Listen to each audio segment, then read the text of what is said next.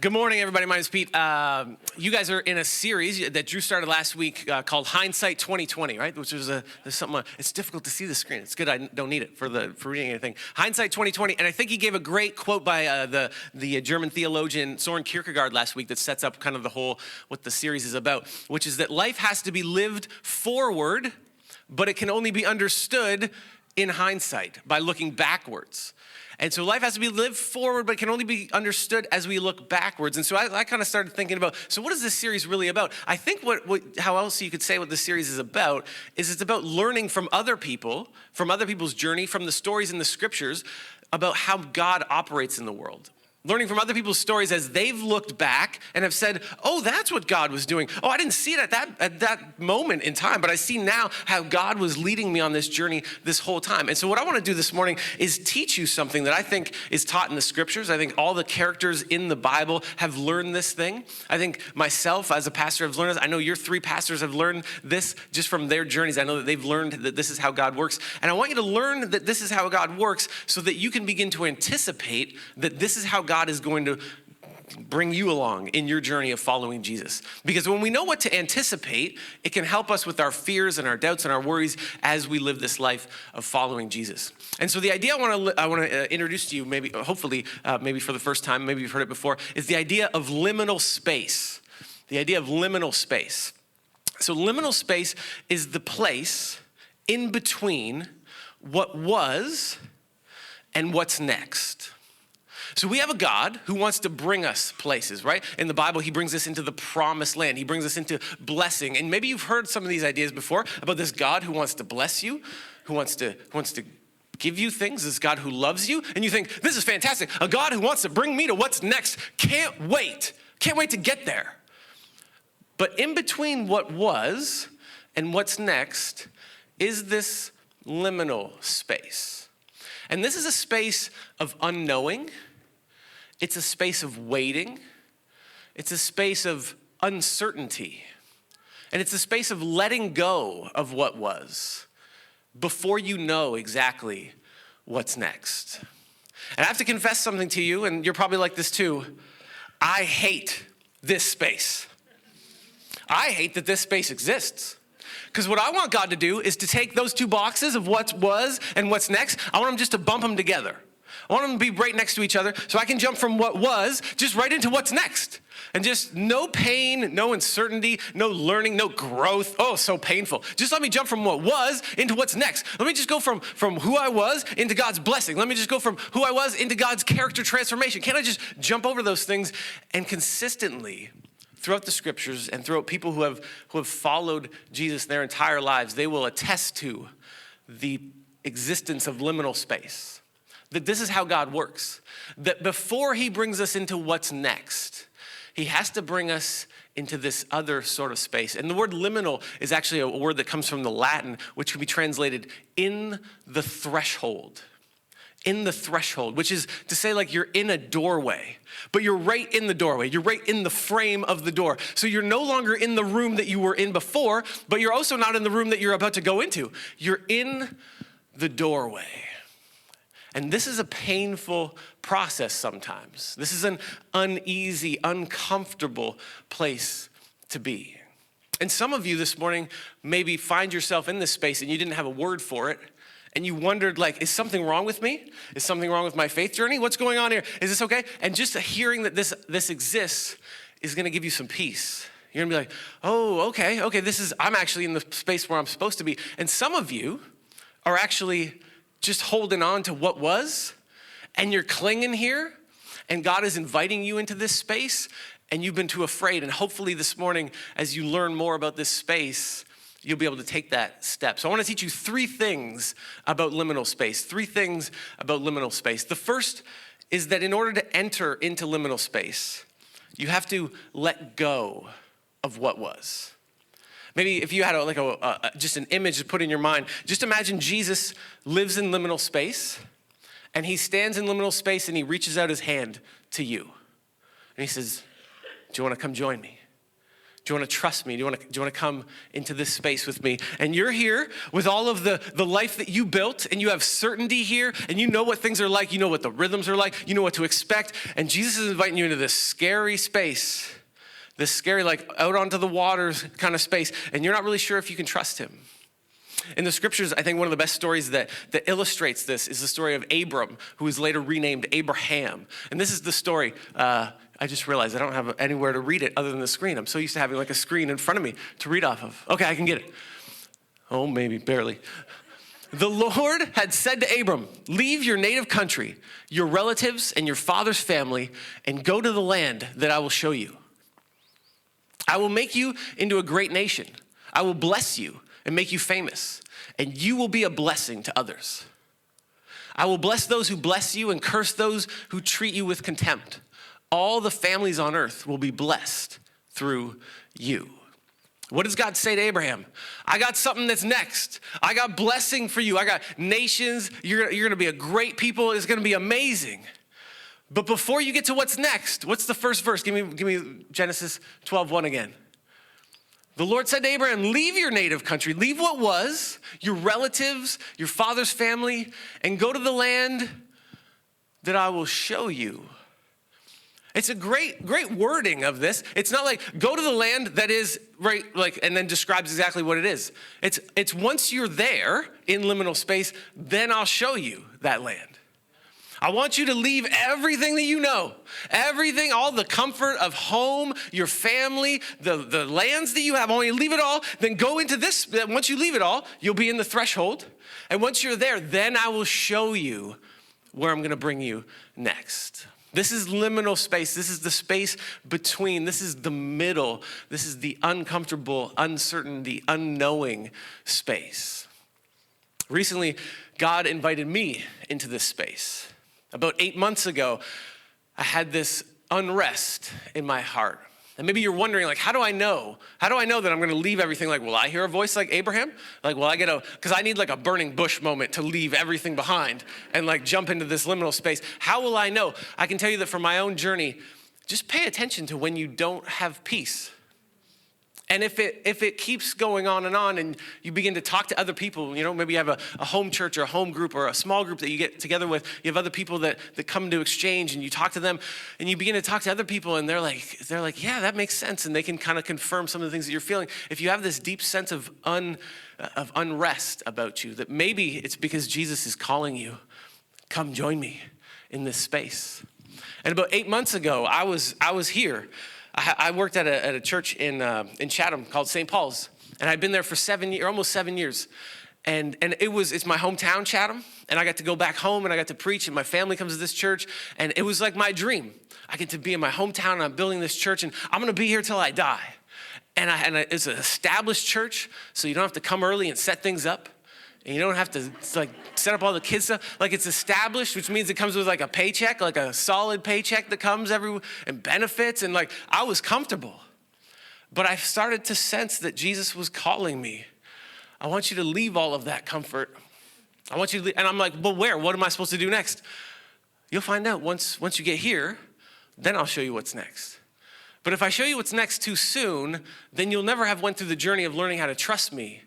And so, I want you to just leave it all and then just come join me here. And I'm going to teach you things here that I could never teach you if I just let you go to what's next right away. And so my family, my wife and I and our 3 little kids, we decided like, okay, we're just going to tell the church that we're going to resign. And I ended up working until the end of this year. And so for the last couple of weeks, I've been done at that job. And I'll tell you one of the things that I learned once I got to this liminal space and have been living here for several months of unknowing is that even though I didn't know where I was going to go next, I knew the one who did know. And one of the things that I learned was just what it meant to just trust Jesus really. Trust that he knows where the next paychecks are coming from. Trust that he knows how he wants to use my gifts in the next season. Even though I didn't know what was next, I was learning how to trust the one who did. Step number 1 about liminal space is that you have to be willing to let go. You have to be willing to really let go, and with barely a glimpse, no glimpse, just say, I trust you, Jesus. So I'll come into the middle with you. Point number 2 about liminal space is that this is a space where Jesus wants to deconstruct. Jesus wants to take apart ideas that you've had. He wants to take apart experiences that you have, the way that you see the world. He might want to reframe your worldview. And so I brought some Legos, my kids' Legos this morning as an illustration of this. That when we are here in what was, in what is comfortable, in what is known, when we know where our paycheck's coming from, we have a nice house built. Maybe this house represents the faith that you were handed as a child. Here, it's all constructed perfectly for you. The Bible says, and this is all you need to know, and just keep pointing back to all the things that you learned when you grew up in church. But as you grow up, Jesus invites you, okay, this house, it was good when you were 10. It was good before you had that experience. It was good. This worked before you had your divorce. This worked before you lost your job. This worked before your best friend betrayed you. This house worked really well. But things have been changing, or maybe God wants to do some things in you to bring you to what's next. And so he invites you, he says, will you take your house and will you bring it into this middle space and will you let me begin to deconstruct it?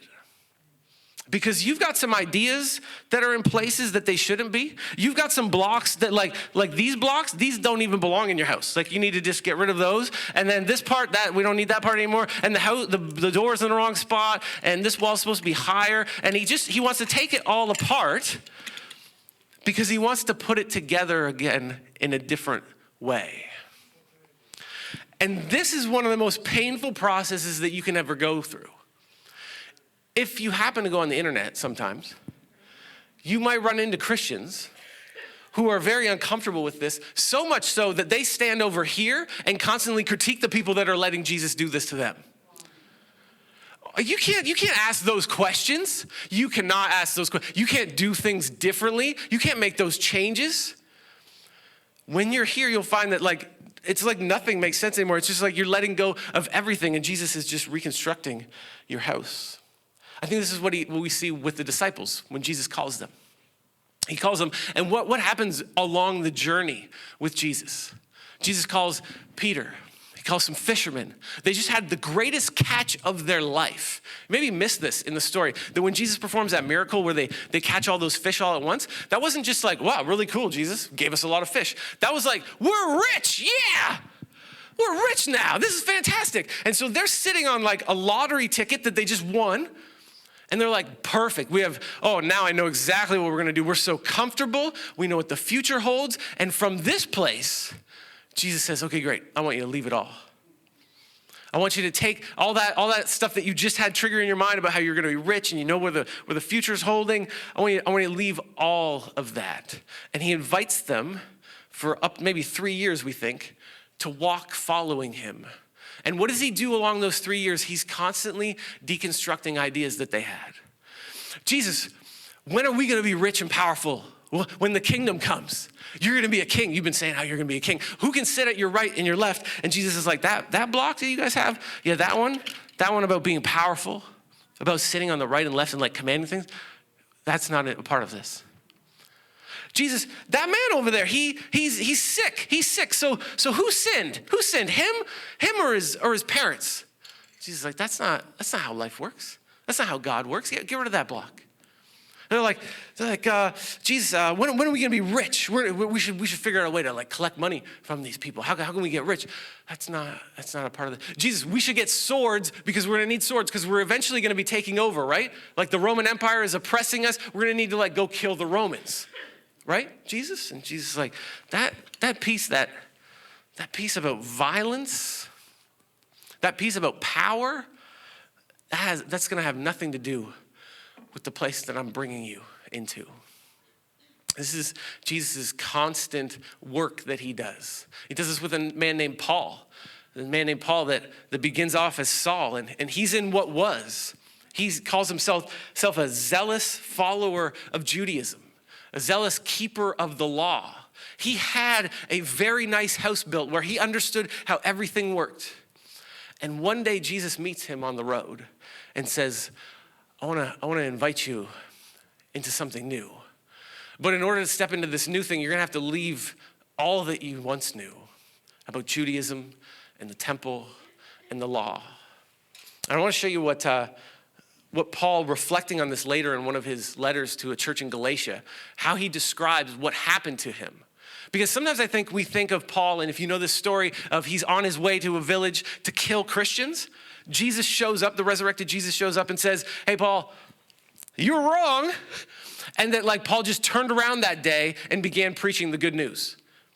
And Paul, in this letter to the church in Galatia, tells us that's not exactly how it looked. And in fact, there was liminal space involved. So look what he says.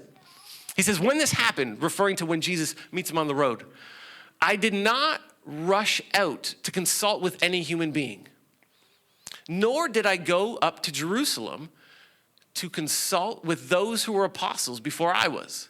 Instead, I went away into Arabia and later returned to the city of Damascus.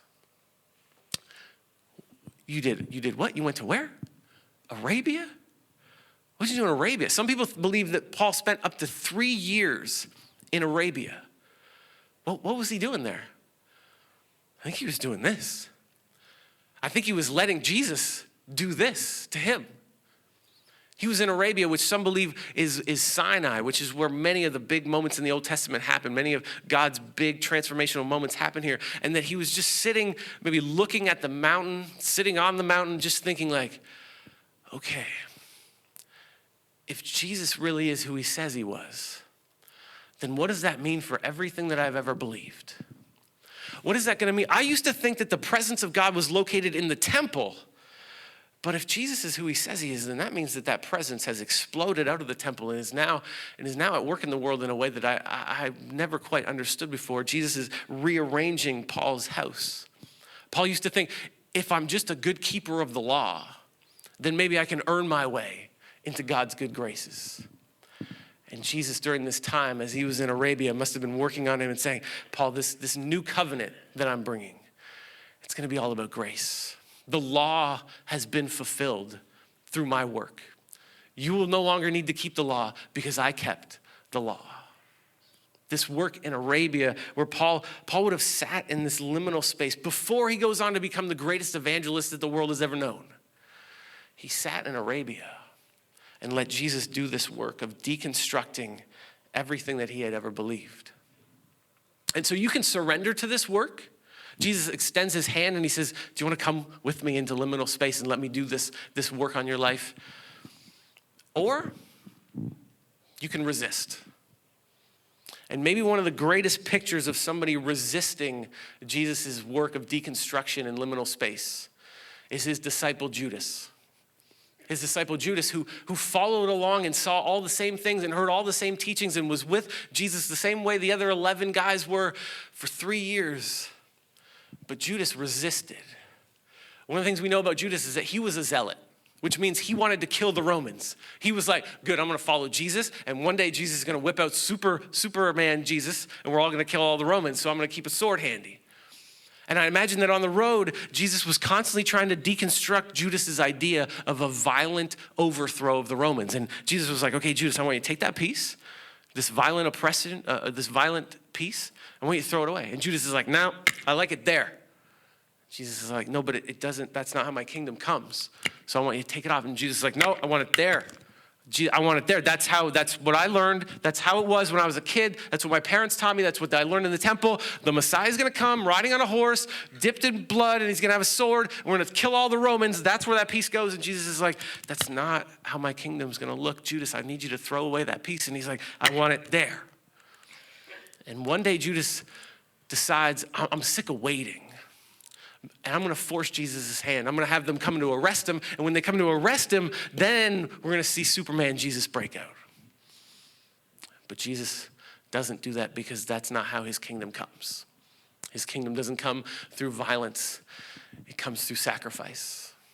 And so Judas, because he resisted for 3 years, this process never got to go to what was next. Do you want Jesus to do this work in your life? Do you want this the challenge of this? I heard someone say this once. Everybody believes in a God who agrees with them. Everybody believes in a God who agrees with them.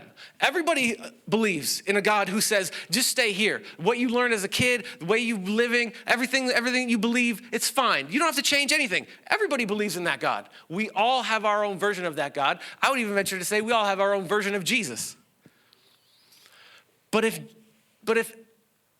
everything that you believe Jesus affirms, then may I present to you that you're not actually following Jesus. If everything, every idea that you have, every inclination, you just find a way to justify, you know what, Jesus is okay with that, and you don't sense the Spirit of Jesus always calling you, always pulling you apart, that pain, that growth, if you don't experience that, I just present to you that I don't think that you're actually following Jesus. So what is it? What is it that he wants to deconstruct? Maybe for some of you, it's just the idea of who God is. The idea that you don't have to earn his love. You don't have to earn it.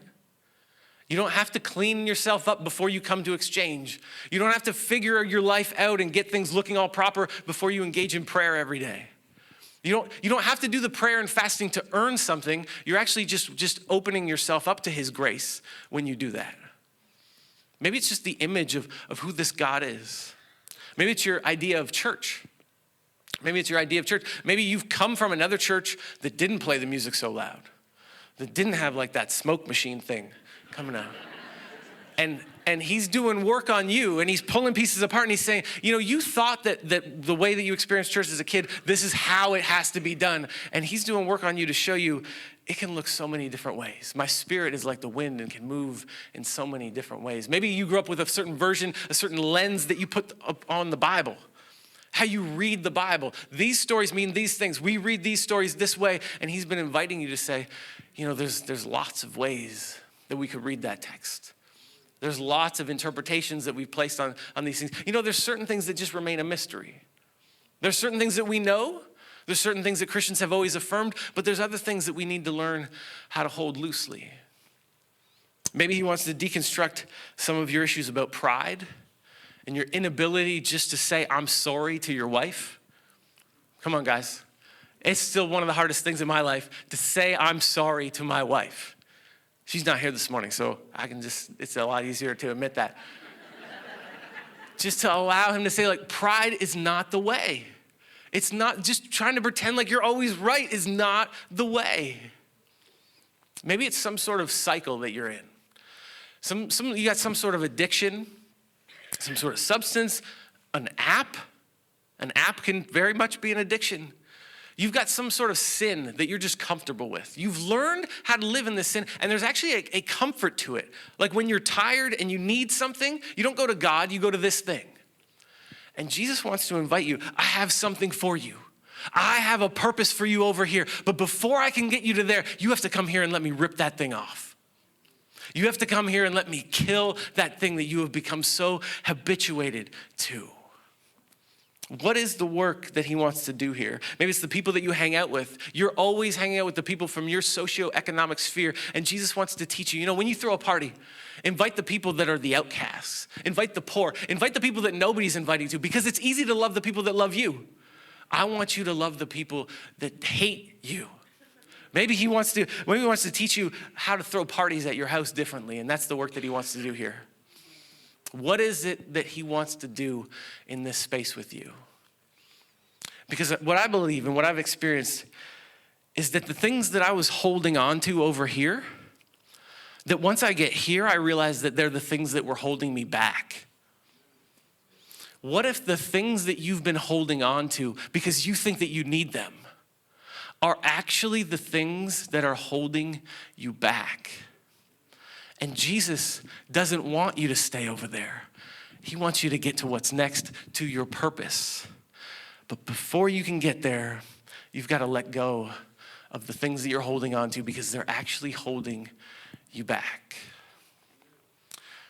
And the third thing I want you to learn about liminal space is that I believe that Jesus wants to come into this liminal space and set a new foundation for us. Because our foundation, our lives, can so easily become built on things that don't make for a very good foundation. Things that we find comfort in, things that we begin to learn how to go to these things. And we're building a house and we're building a life on the sand. And so Jesus wants to come into this, he wants to bring us into this space and tear our house apart and make sure that we have the right foundation. And Gloria, if you want to begin, let's come up and begin to play as I close. One of my favorite stories about how Jesus does this is that in the book of John, I think it's chapter 6, he feeds thousands of people. And so you imagine, Jesus, the miracle worker. Jesus, the guy who's giving out free bread. Jesus, the guy who's giving out money. This is fantastic. Who wouldn't want to follow this guy? Thousands of people come. And then Jesus begins to teach about what that bread is a symbol of. That bread that you're eating is actually my body. That bread that you're eating, it's actually me. And unless you eat that bread and drink of my blood, then you will have no part with me. And the people are like, dude, I was just here for the free bread, okay? I don't know. This is getting weird. And people begin to leave because they just wanted the bread. I know that if I come to a place with free bread, I'm coming for the free bread. I'm coming for great community. I'm coming when everything's easy. I'm coming when the show is awesome and the speaker was great and the music was my favorite songs. I'm coming for all that stuff. But then Jesus begins to say, actually, I know that that's what hooked you, but I want you to bring you here and teach you what this is really all about, which is dying to yourself. And everybody begins to leave. And when it's only the 12 guys left, Jesus looks at them and he says, are you guys gonna leave too? I mean, I get that what I just said completely blows apart the framework of what you thought. Completely blows apart who you thought I was and how God was gonna work in the world. So do you guys wanna leave too? And Peter gets up as the spokesman and he says, where else could we go, Jesus? Where else could we go? I love this line because I feel like behind this line is Peter actually admitting, yeah, we do. Yeah, we want to leave. But where would we go back to? Where would we go back? Of course we want to leave. You had us leave all of our riches and our lottery ticket. You had us leave our families. We're out here in the desert. We're out here on the sea. We got nothing left. I would love to go back to the moment that you called me away from that winning lottery ticket. Yes, I would like to go back. But I've been following you long enough to know that there's no place else I would rather be. Because you hold eternal life in your hands. Yeah, I would love to leave you, but where else would I go back to? Because no matter where I went back to, I would always have this thought in my mind, even though it was hard, even though it was painful, even though it was weird and uncomfortable, I had peace. I had peace when I'm with you. Jesus in this moment, I think, was probably thinking to himself, now I've finally got you exactly where I want you, where I can teach you that I am enough. Where else could we go, Jesus? I'd love to go back to the house that I used to be able to have. Jesus is like, I finally got you in the place where you can admit that I'm enough. We'd love to leave. We'd love to go back. But where else could we go? Because we've set you as the foundation of our life and have discovered that in you is real life, abundant life. Jesus wants to get us to this place where we learn that he is enough.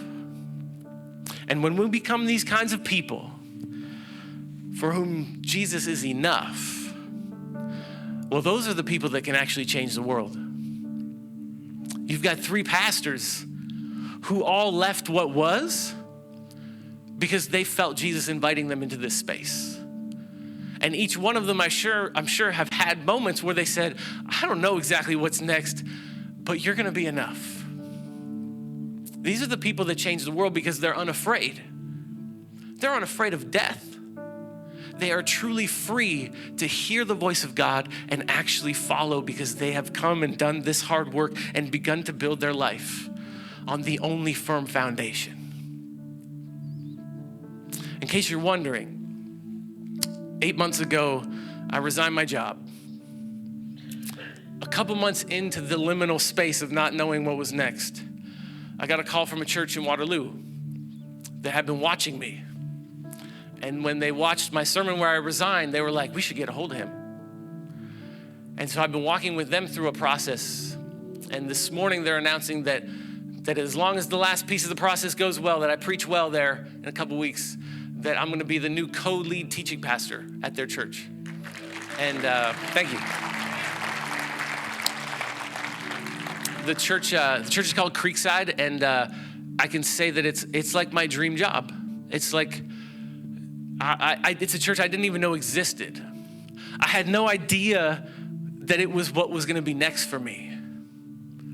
But what I can tell you is that if I would have stayed here, one, I don't know if they would have ever called, but it would have been so different if they would have called me when I was here. Because you know what I would have gotten to do? Skip this space. I would have been like, okay, great, I have a job here, and now I'm going to make a nice smooth transition where I'm gonna go into this next job over here. But instead, I jumped because that's what I felt like Jesus was calling me to do. And I lived in this place of uncertainty for months, and it was hard. And now, when I move on to what's next, it's gonna be a different Pete. It's a different Pete that's gonna be working at Creekside than was working at St. Paul's, because Jesus did some heavy work in this space in my life. And so what I wanna leave you with this morning is a prayer posture. And one of the things that I've learned about prayer is that the more that you can engage the physical, tangible, the easier it is to pray. Because if you just pray like this, you're suddenly like trying to connect with like the spiritual, invisible world. And I don't know about you, but I need like something tactile. This is why Jesus gave us baptism and communion, because he wanted to connect the spiritual and the physical. And so when you are praying, you may find, like me, that it's helpful to have a posture to remind you. And so I want to connect the 3 points of my sermon today with 3 pieces to this posture. The first is to just kneel, which is a symbol that Jesus, I am accepting the invitation into liminal space. I'm jumping. I'm surrendering what was to come into this space with you. So you begin, I'm just gonna be surrendered. And then you take one hand, and maybe if you're really creative, you grab some of your kids' Legos, and you're just gonna have that hand open like this. Maybe switch it for the sake of the sides of the stage here. And one hand's open, which is to say, Jesus, I'm surrendered, and I'm offering up my life to you. The life that was, the ideas that were, my worldview, my view of you, my view of myself, my view of others, my view of church, my view of the Bible. I'm holding it up, it's open. Do your work. Rip it apart. And then with your other hand, have it grasped on your foundation. Jesus, the only thing that I will cling to is you. Teach me, show me that you are enough. I don't know what they have planned for you with these days of prayer and fasting, but maybe you can work that in. And so I want to just from this posture pray with you this morning before we go. Jesus, I pray that this room right now is filled with people that are going to change this city, that are going to change their families, they're going to change their marriages, they're going to change their workplaces and their neighborhoods. But before they can change the outside, you need to do some work inside. God, there's character issues. There's growth in skills that we need to have. There's ideas that we need to have corrected. And so God, we surrender to you this morning to do this work. God, we leave what was. We accept your invitation into this liminal space because we trust that you are faithful and that you have a plan and a purpose for us and that you will bring us into what's next. God, we thank you for your faithfulness. We thank you that we can learn in hindsight all of these things. Thank you that we can see and learn from the characters in Scripture. Jesus, thank you for your presence here this morning. We pray all these things in your resurrected name. Amen.